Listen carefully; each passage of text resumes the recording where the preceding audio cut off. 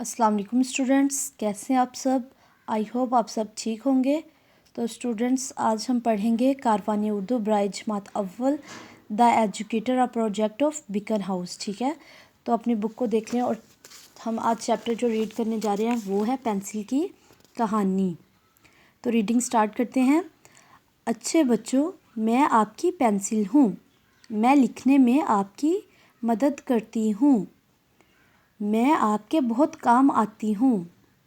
कुछ बच्चे मेरा ख्याल नहीं करते, मुझे मुंह में रखकर ज़ोर ज़ोर से चबाते हैं। कुछ बच्चे मेरी नोक दूसरे बच्चों को चबोते हैं, उस वक्त मुझे बहुत अफसोस होता है।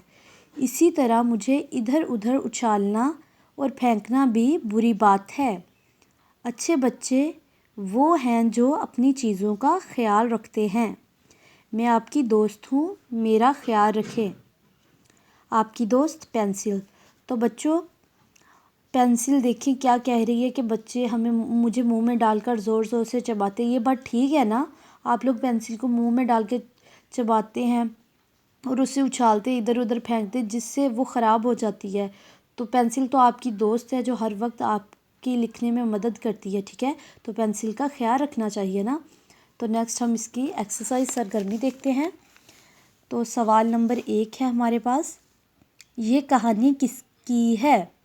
तो हमने रीडिंग की तो हमें पता चल गया है ये कहानी किसकी है। तो ये कहानी पेंसिल की है। ठीक है, नेक्स्ट है, पेंसिल हमारी क्या मदद करती है।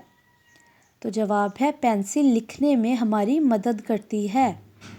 सवाल नंबर 3 है, पेंसिल को किस बात पर अफसोस होता है। जब बच्चे ज़ोर ज़ोर से चबाते और दूसरे बच्चों को चबोते हैं, पेंसिल को इस बात पर अफसोस होता है। ठीक है, इसके बाद है, अब आप पेंसिल का किस तरह ख्याल रखेंगे। 2 बातें लिखें। तो पहली बात, अब हम ना तो पेंसिल को ज़ोर ज़ोर से चबाएंगे और ना ही इधर उधर उछालेंगे।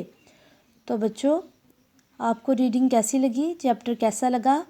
अगर आपको ये वीडियो पसंद आई है तो वीडियो को लाइक कीजिएगा और चैनल को सब्सक्राइब करना मत भूलिएगा। Thank you so much.